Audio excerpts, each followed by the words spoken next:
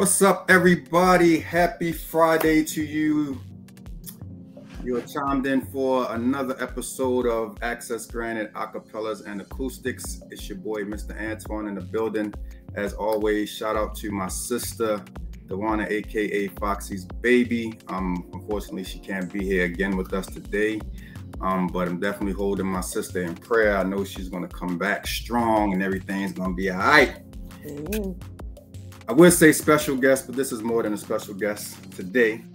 And the great thing is this is actually our first featured spoken word artist, so I'm really excited about this one today. My sister Ladi Glori is in the building. What's going on, sis? Hey. How in the heck are you doing? I am doing good, man. I'm existing.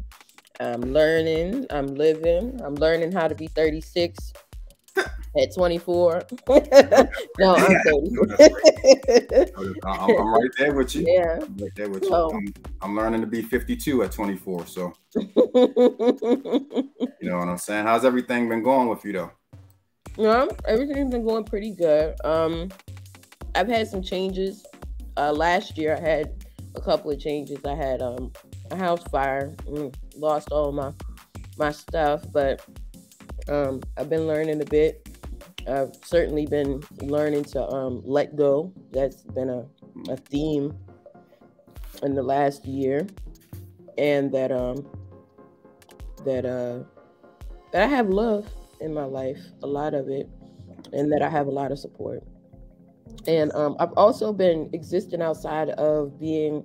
I know this sounds silly because it's always been who I've been and how I've identified, but I've been existing outside of being a poet, just existing in my passions and in my belief and just that. And for a long time, I didn't know that.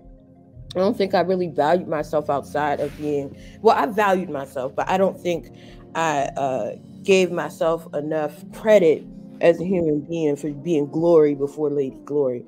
So I've just been really enjoying just being me and being humbled by those facts.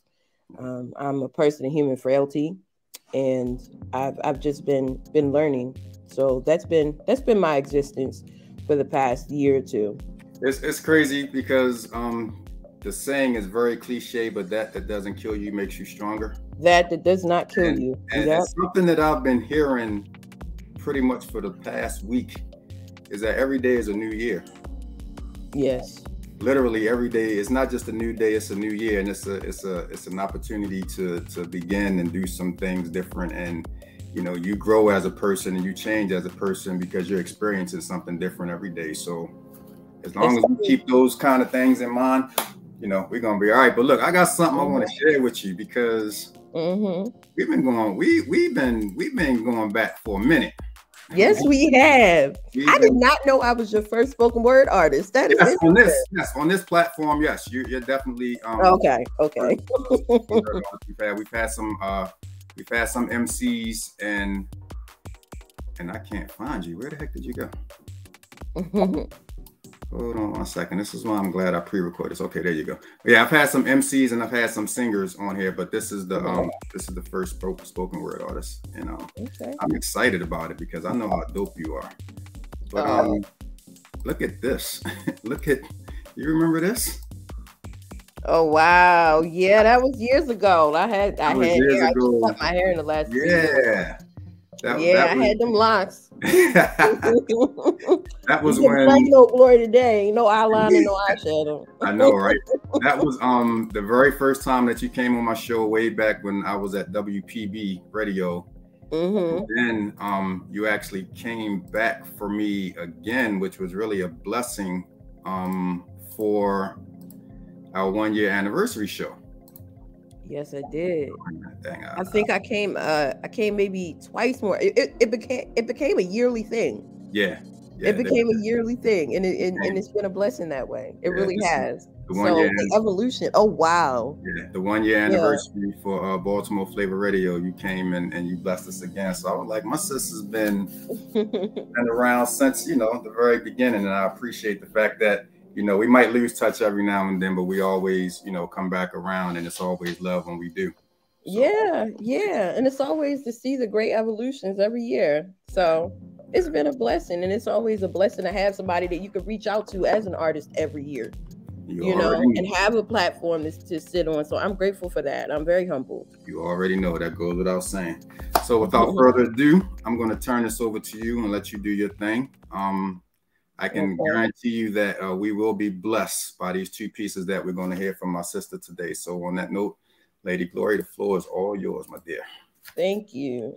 So first and foremost, let's start with a little bit of background. My name is Ladi Glori. I am a spoken word artist, an author, soon to be playwright as soon as it's done. My mission is very, very simple and very complex at the same time. It's to maximize truth and minimize shame. I believe that when we focus wholeheartedly on loving ourselves unconditionally and uttering those truths to ourselves, we're able to heal.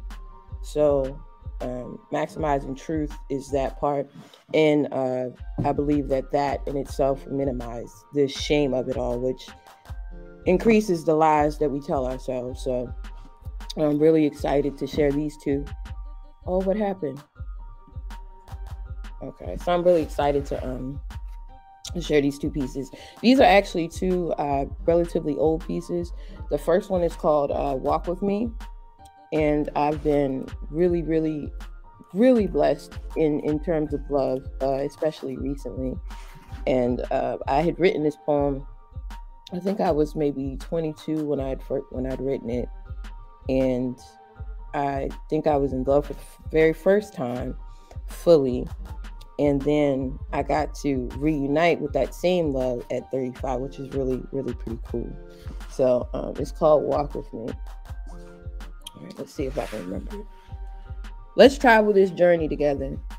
We don't have to walk forever, but for the time being, don't let my hand go. And on this mission, I promise to listen for as long as you speak. My feet will move to the speed of your choosing. We'll walk our destination into existence. And by the end of this journey, hopefully, I will have earned your trust. I don't need much, just a little leadway. See, I swear not to lead us in the wrong direction, but please let us not make mention of your pastime. We both know what happened last time, which is why you selected another walking partner. I know that these grounds are oh so familiar, but I hope the bitter taste of deja vu don't deter you from making a better move for you. The formers weren't worthy of your stride. And from this truth you could not hide, and that love is why this journey has been an uphill battle for you and I. Remember that these lands are our obstacle.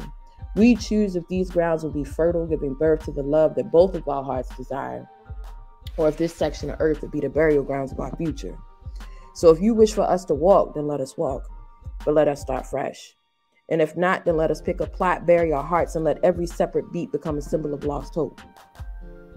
I understand that your heart has been torn of its innocence, petrified, if you will. But my love can draw you into safety. We can make this destination safely. Just trust me, baby, and walk with me. Let's travel this journey together. We don't have to walk forever, but for the time being, don't let my hand go. So for the second piece, I'd written a piece for it was during the whole George Floyd situation, and around that time is when my writing started to go. It went south. I had written a couple of pieces that I felt, and when I say went south, there's really no such thing as a bad poem in my opinion, but there is poetry that doesn't truly reflect my heart and what I'm thinking and what I'm feeling. It doesn't even have to be my best self, but what it does is it does have to reflect my truth wherever I'm at. And for whatever reason, the poetry started getting pretty, and it started it was lacking truth after a while, and I had to take a minute. But I think it was the devastation that was taking place in my life as well, being reflected into the world as well. And so I'd written this piece, and it was my greatest truth.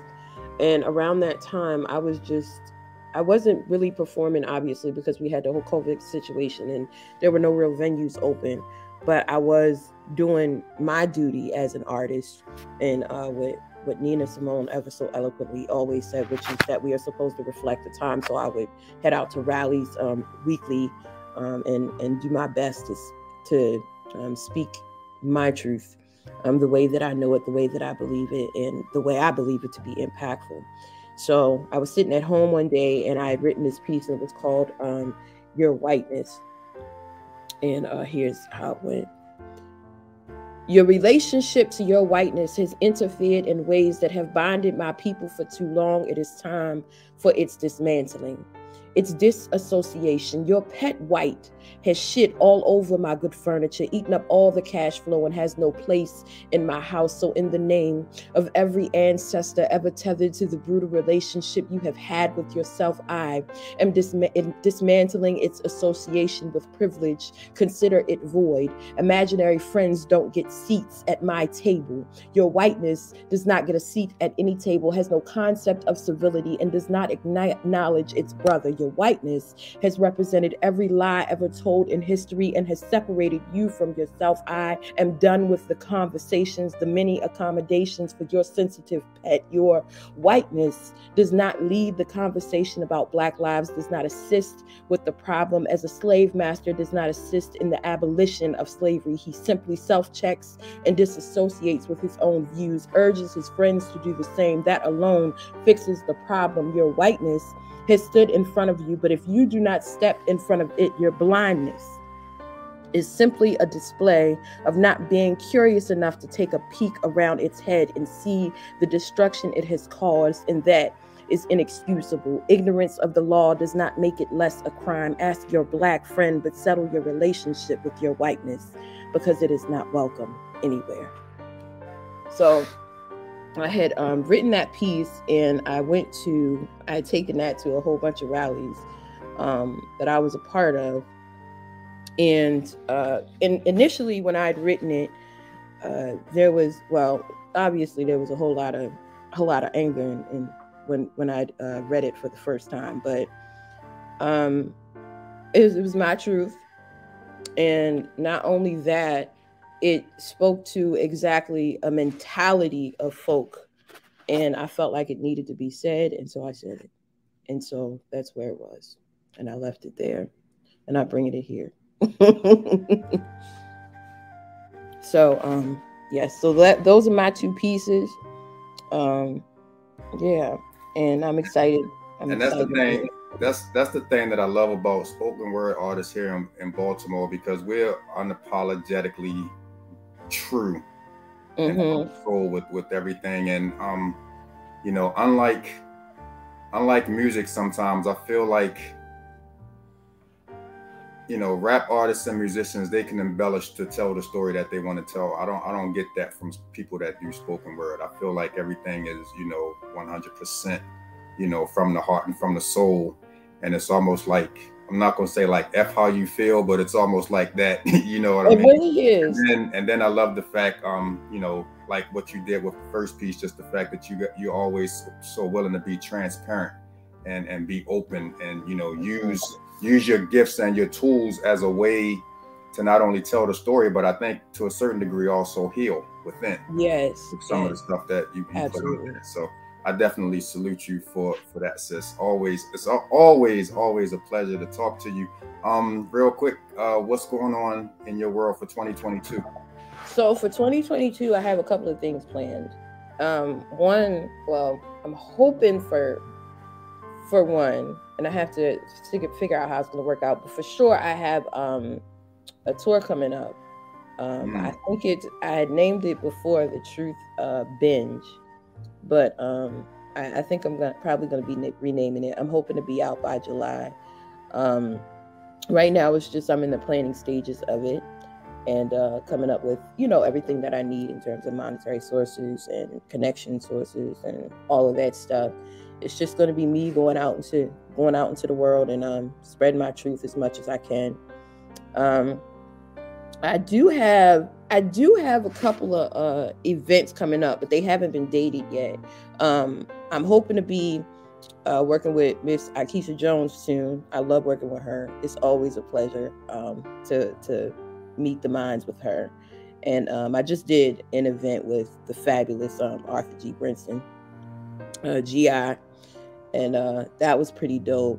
And right now it's just, you know, me coming to myself, really. I don't have a whole lot of events coming up right this second, but you know, for me, they're sure to come. I'm just taking it over. So, it's still early in the year. I'm sure some things gonna fall your way. Absolutely. So there's plenty I'm planning, and plenty I'm working on. If you want to keep up with it, you can always go to Instagram at Glory Lady. I used to obviously be Lady Glori on there, but somebody hacked my shit. So, wow. Yeah, I didn't do anything with it, which is weird. I just can't get into it. I'm locked out of it, but whatever. So it's at Glory Lady, GLORI, LADI, and Facebook is Lady Glori, LADIGLORI. I also have a book that you can Google it. You can look on the book page. It's called Miss Red, MS period, Red, READ, like that. The Plight of a Poet. So that one I put my heart and soul into. I ain't got no kids, but that's what I'm leaving behind. So you want a piece of my legacy, go ahead out and pay your $20 and get a part of that. I hear you, sis. I hear you. That's my immortalization right there. So yeah. That's your baby. That's your baby. That's the baby. And hopefully hopefully I'll have more kids coming, you know. So yeah. This play has been one thing that I've been working on for years. And I've written like 15 to 20 different intros, but I'm still working on it, you know, and it'll come together when it's supposed to, and as it's supposed to. Well, I'm committed. You know, when that touches down, you gotta let me know so I can come out and support. And you know, needless to say, I'm always here if you need me for anything. So you know, absolutely, thank you. It's been nothing but love since 2014, and ain't nothing going to change in the new year. So anytime you need me, just reach out and let me know. And if at some point in time you're ready to come back and do a full-fledged interview, just let me know and we kick it forward. Yeah, you know I will. In fact, I would love to do that around the time that I'm going on tour. That's exactly where I was going with that. We'll definitely make that happen. Yeah, I would love to do that. Absolutely. That's what's up. All right, y'all. I'm proud of you with this, man. Thank you. Awesome. I appreciate you. You. And it's been a long journey. You know what I mean? And literally coming up on 8 years of doing shows. It started with Baltimore Flava Radio, and it's taken off to the point where now I'm just down in the basement chilling, and I love it. So, awesome. And I love this little platform because it's quick and it's giving people an opportunity just to come on and do their thing. It's raw, it's gritty, you know what I'm saying? Nobody's rehearsing, you know, y'all just coming here and doing y'all thing, and I love it. So I definitely appreciate you, sis, and we will definitely keep in touch and make sure that we get you on Access Granted, the full show around the time of the tour, because I definitely want to support everything that you're doing with that. Thank you so much. Love you so much, dear. All righty.